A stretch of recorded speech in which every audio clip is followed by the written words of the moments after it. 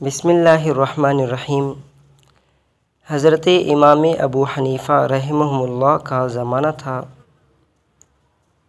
ایک مرتبہ ایک شخص کے گھر میں چوری ہو گئی۔ چور اسی محلے کے تھے۔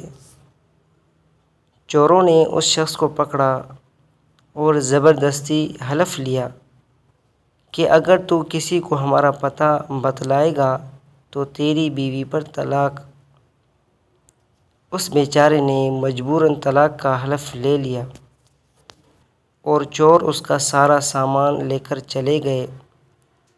اب وہ بہت پریشان ہوا کہ اگر میں چوروں کا پتہ بتلاتا ہوں تو مال تو مل جائے گا لیکن بیوی ہاتھ سے نکل جائے گی۔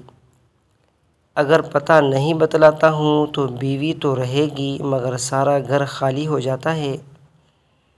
چنانچہ مال اور بیوی میں تقابل پڑ گیا کہ یا تو مال رکھے یا بیوی رکھے۔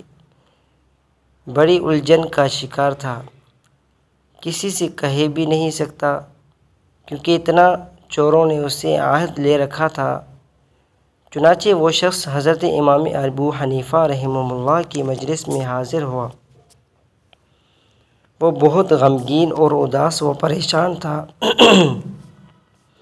چنانچہ وہ شخص حضرت امام ابو حنیفہ رحمہ اللہ کی مجلس میں حاضر ہوا اور وہ بہت غمگین اور اداس اور پریشان تھا۔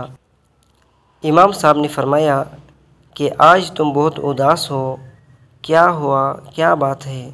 اس نے کہا حضرت میں کہہ بھی نہیں سکتا۔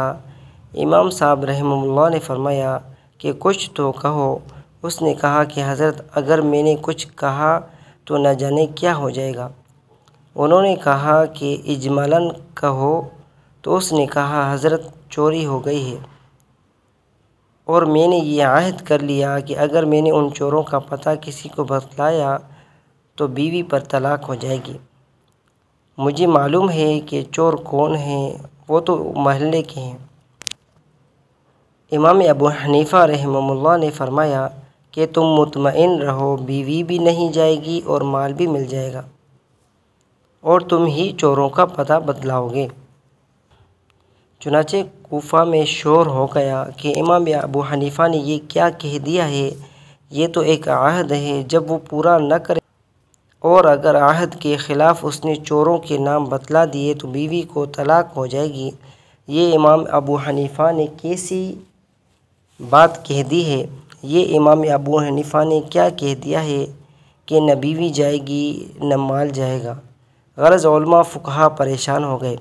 امام ابو حنیفہ رحمہ اللہ نے فرمایا کہ کل ظہر کی نماز میں تمہارے محلے کی مسجد میں آ کر پڑھوں گا۔ چنانچہ امام ابو حنیفہ رحمہ اللہ تشریف لے گئے، وہاں نماز ظہر پڑھی اور اس کے بعد اعلان کر دیا کہ مسجد کے دروازے بند کر دیے جائیں۔ چنانچہ مسجد کے دروازے بند کر دیے گئے، کوئی باہر نہ جانے پائے۔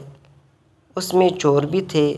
اس مسجد کا ایک دروازہ کھول دیا، ایک طرف خود بیٹھ گئے اور ایک طرف اس شخص کو بٹھا دیا اور فرمایا کہ ایک ایک آدمی نکلے گا، جو چور نہ ہو اس کے متعلق کہہ دینا کہ یہ چور نہیں ہے اور جب چور نکلے گا تو چپ ہو کر بیٹھ جانا۔ چنانچہ جو چور نہیں ہوتے ان کے متعلق وہ کہتا جاتا کہ یہ چور نہیں ہے، یہ بھی نہیں ہے، یہ بھی نہیں ہے۔ جب چور نکلتا تو خاموش ہو کر بیٹھ جاتا، اس طرح گو اس نے بتلایا بھی نہیں مگر بنا بتلائے سارے چور معلوم ہو گئے۔ چنانچہ وہ پکڑے بھی گئے، مال بھی مل گیا اور بیوی بھی بچ گئی۔ حوالہ بکھرے موتی، جلد نمبر 7۔